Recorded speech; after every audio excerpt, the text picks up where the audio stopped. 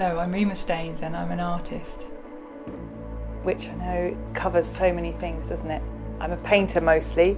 I play music, I play the accordion, I write, I make animations and puppets, and yeah, I guess that being an artist is a huge sphere, isn't it? There's many ways that I use my work. But yeah, painting's my primary tool. It's my language. I've always been an artist. I grew up with artist parents, and so I've kind of been immersed in the creative world from really young.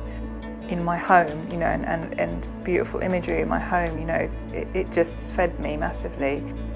But I've always had a really highly active imagination, and I used to be called Rima Dreamer at school.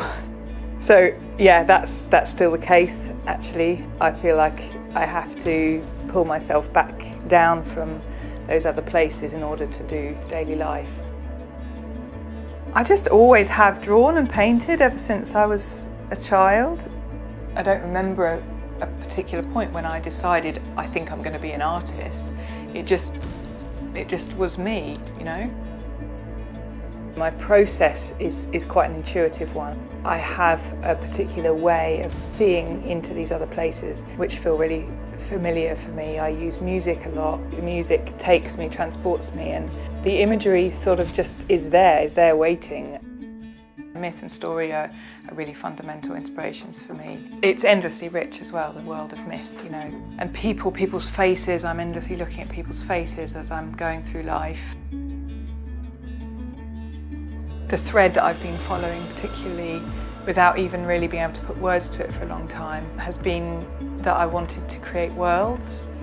It's kind of like making doorways for people in many different ways, invitations for them to step through into another place and have this really otherworldly experience or be transported for a little while.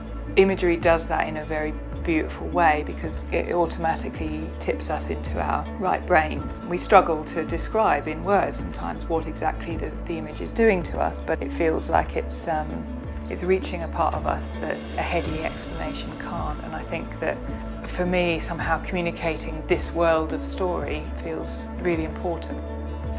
I suppose it's like making music or writing or any other art form.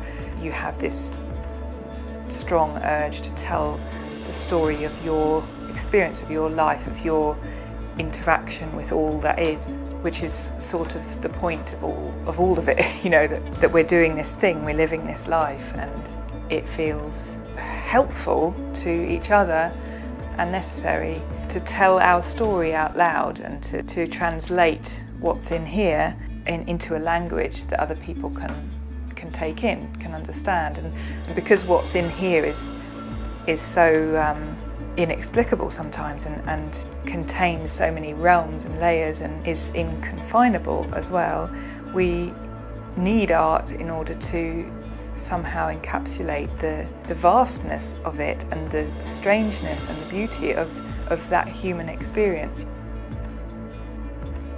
The making of worlds or doorways through to worlds, you know, means that they have this opportunity to go there, to that place that feels really true, to be able to give people that experience that's outside normal life or normal quotidian, you know, experience that is really amazing, you know, because it feels like a realm that is a birthright to all of us. Maybe the society we live in, the kind of lives that we live now, that element gets left behind or cut off or ignored, but we all still know it's there. So when you see something that wakes it up, there's this whole part of you kind of comes alive and leans towards it. Yeah, I feel like it's lifeblood and you know, we need it desperately still, perhaps even more so.